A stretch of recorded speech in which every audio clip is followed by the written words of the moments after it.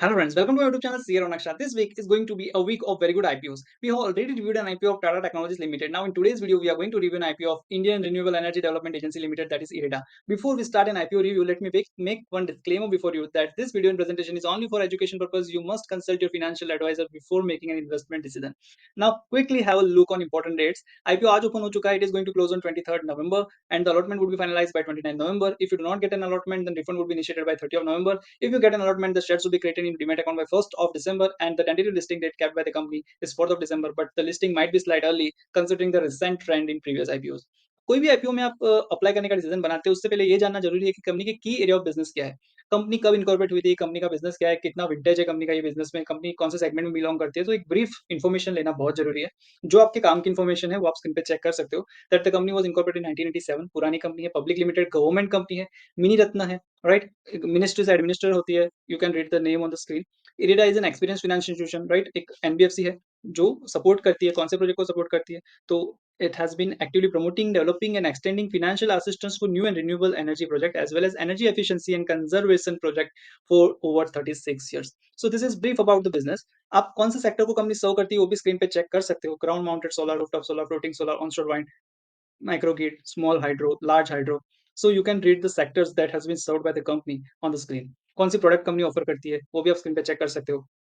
Loan syndication हो गया, term loan, letter of comfort, top up loan, bridge loan, term loan against securitisation, short term loan assistant, refinancing of existing loan, counter guarantee, on lending to NBFC, credit enhancement guarantee for bonds, right? So these are the products that have been that are offered by the company.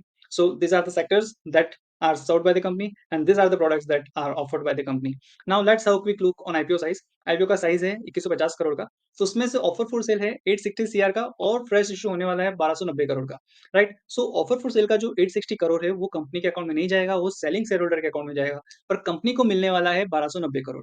अभी ये जानना जरूरी है कि 1290 crore company कहाँ utilise करने वाली है, तो वो अपने को मिलेगा प्रोस्पेक्टस में ऑब्जेक्टिव ऑफ द आईपीओ के अंदर, राइट।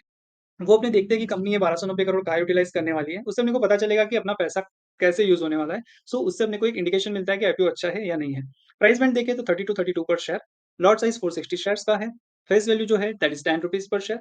और आईपीओ का साइज मैंने आपको ऑलरेडी डिस्कस कर लिया है और लिस्टिंग होने वाली है बीएससी एनएससी दोनों स्टॉक एक्सचेंज पे, राइट।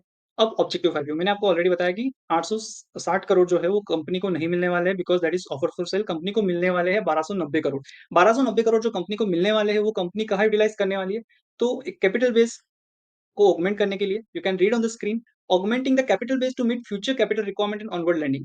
यानी कंपनी का काम क्या है, पैसा देना। कौन किसको पैसा देना है, जो ये सेगमेंट मैंने आपको रिन्यूएबल एनर्जी का सेगमेंट जो आपको बताया उसमें जो कंपनी वर्क कर रही है वो प्रोजेक्ट को सपोर्ट करने के लिए कंपनी पैसा देती है, राइट। अभी कंपनी को उसको एक्सपांड करना है, राइट। सो ऑनवर्ड लैंडिंग के लिए अपना जो भी ये पैसा मिलेगा कंपनी को 1290 करोड़ वो कंपनी यूज करेगी। एंड सेकंड, लिस्टिंग के बेनिफिट कंपनी को मिले इसीलिए कंपनी लिस्ट होना चाहती है। So these are the main two objective. तो दोनों ऑब्जेक्टिव अच्छे हैं, कंपनी का बिजनेस ग्रो करने का एक ऑब्जेक्टिव है और दूसरा लिस्टिंग से बेनिफिट होने का objective. So both objective are good.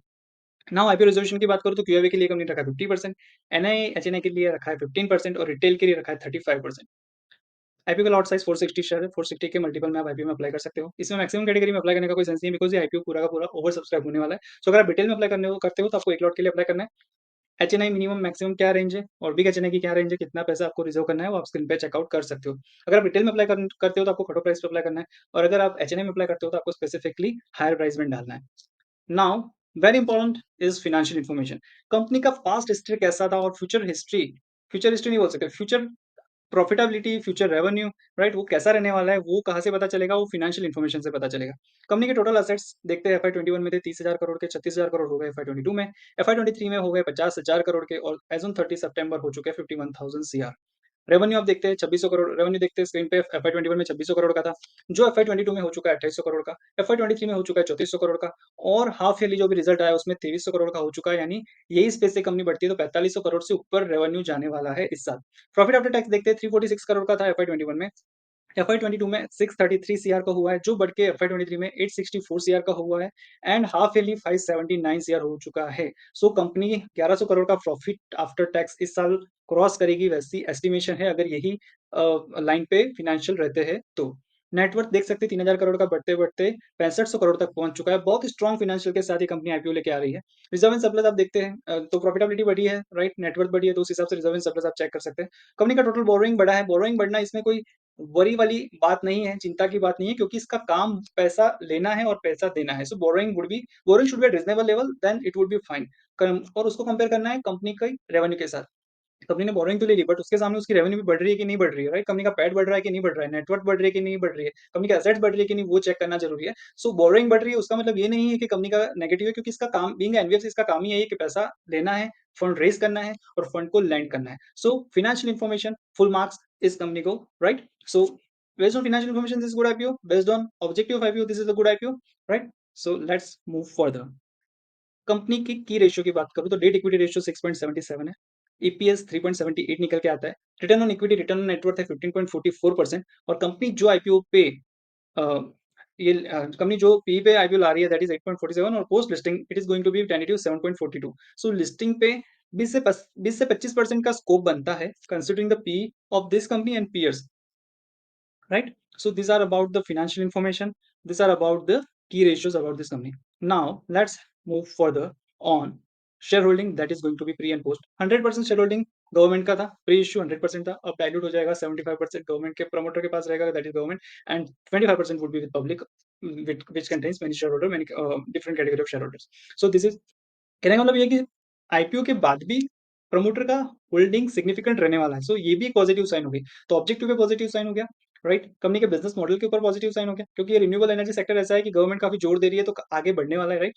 Financial information is positive, share holding में जो प्रमोटर का होल्डिंग पोस्ट आईपीओ भी रहने वाला है, that is positive. So before we move to a conclusion of this IPO, I would like to welcome you to join my WhatsApp channel, Zero Naksha. Link has been mentioned in the description box, so you can click on that link and join the WhatsApp channel, on which I am sharing various information, financial information, general knowledge, stock market update. So there are multiple information which would help you in enhancing your knowledge. So I would like to welcome you to join that WhatsApp channel. Now coming to conclusion, ये IPO listing इनके perspective से देखे, grey market के premium के हिसाब से देखे, company के फंडामेंटल के हिसाब से देखे, वो सबको कंसीडर करते हुए ग्रे मार्केट में प्रीमियम इस आईपीओ का चल रहा है 25%, राइट? सो लिस्टिंग गेन के पर्सपेक्टिव से 25% के गेन के हिसाब से, और कंपनी का जो प्राइस बैंड रखा हुआ है 32 पर शेयर, काफी यानी अट्रैक्टिव प्राइस होता है जो भी है। अगर सब 32, 30, 25 ये जो प्राइस रेंज है, तो पब्लिक को ये प्राइस रेंज अट्रैक्टिव लगता है। सो वो सब कंसीडर करते हुए it is must apply IPO for listing and purpose, considering 25% gray market premium, and for long term purpose also this is a good IPO. You can add this stock in your portfolio. ये stock IRFC, आपने सुना होगा, IRFC जैसा है, 26 के आसपास शायद वो आईपीओ आया था। 1-2 साल तक 26, 2 साल माइट बी 26 के आसपास ही रहा था। और अभी उसमें क्योंकि कंपनी के फंडामेंटल स्ट्रॉन्ग थे, राइट, बिजनेस मॉडल स्ट्रॉन्ग था, एनपीए बहुत ना के बराबर थे, राइट? सो ये सब मॉडल को कंसीडर करते हुए लॉन्ग टर्म में वो स्टॉक ने बेनिफिट दिया है, और अभी आई थिंक 70+ चल रहा है। सो ये भी उसके जैसा ही आईपीओ है। सो लॉन्ग टर्म के हिसाब से भी आप इसमें अप्लाई कर सकते हो, और लिस्टिंग इनके पर्सपेक्टिव से भी आप इसमें अप्लाई करने का सोच सकते हो। So this is all about this IPO review. I hope you like this video. Thank you for watching the video till and thank